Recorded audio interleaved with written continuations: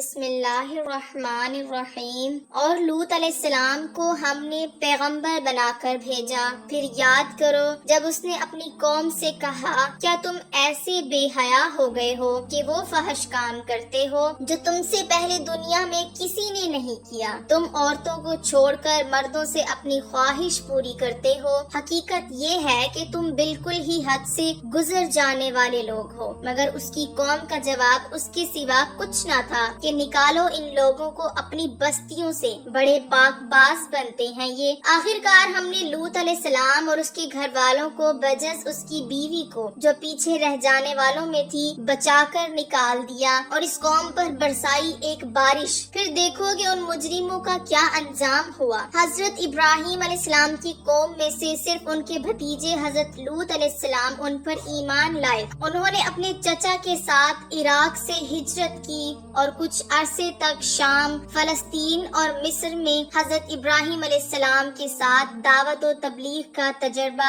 حاصل کرتے رہے۔ پھر اللہ سبحانہ و تعالی نے انہیں پیغمبری کے منصب پر سرفراز کیا اور لوط علیہ السلام کو ہم نے حکم اور علم بخشا اور وہ قوم صدوم کی اصلاح پر مامور ہوئے۔ حضرت لوط علیہ السلام جب یہاں پہنچے تو جوان تھے اور جب اس قوم پر عذاب آیا تو ان کی اولاد جوان ہو چکی تھی۔ حضرت لوط علیہ السلام کی یہاں آمد اہل صدوم کے لیے خوش بختی کا ذریعہ تھی کہ وہ ان کی دعوت و اصلاح قبول کرتے اور اخلاقی طور پر سربلند ہوتے اور خوشحالی پاتے۔ ایسا محسوس ہوتا ہے کہ انہوں نے حضرت لوط علیہ السلام کی اپنے یہاں آمد کو خوش دلی سے قبول کیا، کیونکہ حضرت لوط علیہ السلام اعلیٰ اخلاق و کردار کے مالک تھے اور اپنی بیٹی کی شادی کر کے انہیں اپنا داماد بھی بنا لیا۔ اس لیے قرآن انہیں قوم لوط علیہ السلام کہتا ہے۔ ان کے اس اچھے آغاز پر اللہ تعالیٰ نے انہیں خوشحالی عطا کی۔ یہود کی کتاب تلمود میں لکھا ہے کہ صدوم کے علاوہ ان کے 4 بڑے شہر اور بھی تھے اور ان شہروں کے درمیان کا علاقہ ایسا گلزار بنا ہوا تھا کہ جہاں تک نگاہ جاتی تھی بس ایک باغ ہی باغ نظر آتا تھا، جس کے حسن و جمال کو دیکھ کر انسان مدہوش ہو جاتا تھا۔ لیکن حضرت لوط علیہ السلام ان پر جو اخلاقی پابندیاں لگاتے تھے وہ انہوں نے قبول نہ کی۔ قرآن مجید کے مطابق وہ پہلے سے بہت برے کام کر رہے تھے۔ وہ سمجھتے تھے کہ حضرت لوط علیہ السلام کی باتیں مان کر ان کی خوشحالی کو دوام حاصل نہ ہوگا بلکہ وہ ماند پڑ جائے گی۔ سب سے پہلے انہوں نے غیر قوموں سے اپنے معاملات خراب کیے۔ تلمود میں لکھا ہے کہ ایک مرتبہ ایک علامی مسافر ان کے علاقے سے گزر رہا تھا۔ راستے میں شام ہو گئی اور اسے مجبوراً ان کے شہر صدوم میں ٹھہرنا پڑا۔ اس کے ساتھ مال تجارت اور اپنے کھانے پینے کا سامان تھا۔ کسی سے اس نے میزبانی کی درخواست نہ کی، بس ایک درخت کے نیچے اتر گیا۔ مگر ایک صدومی اصرار کے ساتھ اٹھا کر اسے اپنے گھر لے گیا۔ رات اسے اپنے ہاں رکھا اور صبح ہونے سے پہلے اس کا گدھا اس کے ذہن اور مال تجارت سمیت اڑا دیا۔ اس نے شور مچایا مگر کسی نے اس کی فریاد نہ سنی، بلکہ بستی کے لوگوں نے اس کا رہا سہا مال بھی لوٹ کر اسے نکال باہر کیا۔ اس طرح کے متعدد واقعات بیان کرنے کے بعد تلمود کے مصنف لکھتے ہیں کہ اپنی روزمرہ کی زندگی میں یہ لوگ سخت ظالم، دھوکے باز اور بد معاملہ تھے۔ کوئی مسافر ان کے علاقے سے بخیریت نہ گزر سکتا تھا، کوئی غریب ان کی بستیوں سے روٹی کا ایک ٹکڑا نہ پا سکتا تھا۔ بارہا ایسا ہوتا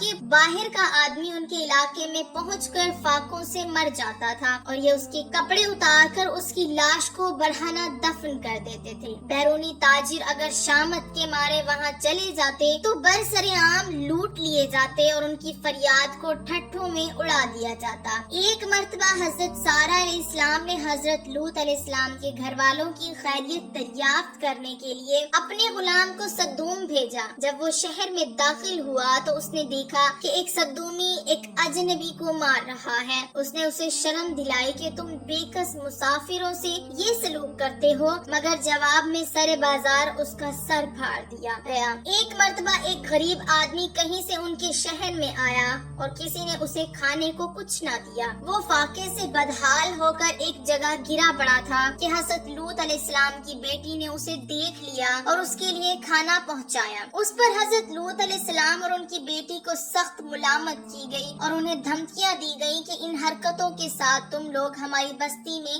نہیں رہ سکتے۔ اپنی اولادی کو انہوں نے ایک باغ بنا رکھا تھا جس کا سلسلہ میلوں تک پھیلا ہوا تھا۔ اس باغ میں وہ انتہائی بے حیائی کے ساتھ اعلانیہ بدکاریاں کرتے تھے اور ایک لوط علیہ السلام کے سوا کوئی زبان ان کو ٹوکنے والی نہ تھی۔ قرآن مجید میں اس پوری داستان کو سمیٹ کر صرف 2 فکروں میں بیان کر دیا گیا ہے کہ وہ پہلے سے بہت برے کام کر رہے تھے اور تم مردوں سے خواہش نفس پوری کرتے ہو، مسافروں کی راہ مارتے ہو اور اپنی مجلسوں میں کھلم کھلا بدکاریاں کرتے ہو۔ معلوم ہونا چاہیے کہ یہ جو خوشحال قوم تھی اپنی خوشحالی میں مست تھی اور اسے اپنی تباہی اور بربادی کی آثار دور دور تک نظر نہ آتے تھے، لیکن آج اس قوم کا نام و نشان تک دنیا میں نہیں، اب صرف بحر مردار ہی ایک یادگار باقی رہ گیا ہے جسے آج تک بحر لوط کہا جاتا ہے۔ حضرت لوط علیہ السلام نے ان سے سوال کیا، اور تمہاری بیویوں میں تمہارے رب نے تمہارے لیے جو کچھ پیدا کیا ہے اسے چھوڑ دیتے ہو؟ مطلب یہ کہ اس خواہش کو پورا کرنے کے لیے جو بیویاں خدا نے پیدا کی تھی انہیں چھوڑ کر تم غیر فطری ذریعے یعنی مردوں کا اس غرض کے لیے استعمال کرتے ہو۔ دوسرا مطلب یہ بھی ہو سکتا ہے کہ خود ان بیویوں کے اندر خدا نے اس خواہش کی تکمیل کا جو فطری راستہ رکھا تھا اسے چھوڑ کر تم غیر فطری راستہ اختیار کرتے ہو۔ اس دوسرے مطلب میں یہ اشارہ نکلتا ہے کہ وہ ظالم لوگ اپنی عورتوں سے بھی خلاف فطرت فعل کا ارتکاب کرتے تھے، اور یہ بھی ہو سکتا ہے کہ وہ نادان اپنی خوشحالی کی ماند پڑنے یا ختم ہو جانے کے خوف سے آبادی کو بڑھنے سے روکنے کے لیے یہ حرکت کرتے ہوں۔ یہ اس قوم کا سب سے بڑا جرم تھا جس کی وجہ سے خدا کا عذاب ان پر نازل ہوا۔ اس کے ارتکاب سے تو بدکردار انسان کبھی باز نہیں آئے، لیکن یہ قوم اعلانیہ اس کے ارتکاب کرتی تھی اور اسے کوئی قابل شرم کام نہیں مانتی تھی۔ آج مغرب میں انسانی آزادی کے نام پر اس کی اجازت دی جاتی ہے یا اس کی اجازت کے لیے زبردست پروپیگنڈا کیا جاتا ہے، لیکن کہیں بھی اسے قابل فخر نہیں سمجھا جاتا اور اس کے مرتکب کو بری نظر سے دیکھا جاتا ہے اور قابل رحم اور بیمار سمجھا جاتا ہے۔ حقیقت یہ ہے کہ ہم جنسی بالکل فطرت کے خلاف ہے۔ اللہ تعالیٰ نے انسانی نسل کی بقا کے لیے جوڑے بنائے ہیں تاکہ یہ دونوں مل کر ایک خاندان بنائے اور پھر معاشرہ بڑھے پھلے اور پھولے۔ اسی مقصد کے لیے مرد اور عورت کو 2 الگ الگ جنس بنایا، ان میں سے ایک دوسرے کے لیے کشش پیدا کی، ان کی جسمانی بناوٹ اور نفسیاتی ترکیب ایک دوسرے کی ضرورتوں کے عین مطابق بنائی اور انہیں ایک دوسرے کے لیے سکون، راحت اور لطف کا ذریعہ بنایا۔ اس جوڑ میں جو لذت ہے وہ بقائے نسل کا ذریعہ ہونے کے ساتھ ہی دونوں کے لیے خدمت کا نقد صلہ بھی ہے، مگر جو شخص فطرت کی اس اسکیم کے خلاف عمل کر کے اپنے ہم جنس سے شہوانی لذت حاصل کرتا ہے وہ ایک ہی وقت میں کئی جرائم کرتا ہے۔ پہلا جرم وہ اپنی جسمانی بناوٹ اور نفسیاتی ضرورت کے خلاف عمل کر کے اپنے جسم، نفس اور اخلاق کو تباہ کرتا ہے جس کا اسے کوئی حق نہیں کیونکہ یہ اس کا بنایا ہوا نہیں ہے۔ دوسرا جرم جس قوت سے لذت حاصل کرتا ہے اس کے ذریعے بقائے نسل کی فطری نظام سے منہ پھیر کر اپنے فرائض اور ذمہ داریوں سے بھاگتا ہے اور فطری نظام سے غداری کرتا ہے۔ جس خاندان کے ذریعے وہ پیدا ہوا پروان چڑھا، مگر جب اس کی اپنی باری آئی تو حقوق اور فرائض اور ذمہ داریوں کا بوجھ اٹھانے کی بجائے اپنی قوتوں کو پوری خود غرضی کے ساتھ ایسے طریقے پر استعمال کرتا ہے جو خاندان کو تباہ کرنے والا ہے۔ تیسرا جرم وہ اپنے آپ کو نسل اور خاندان کی خدمت کے لیے نااہل بناتا ہے اور اپنے ساتھ کم از کم ایک غیر مرد کو طبی زنانہ پن میں مبتلا کرتا ہے اور کم از کم 2 عورتوں کے لیے بھی جنسی بے راہ روی اور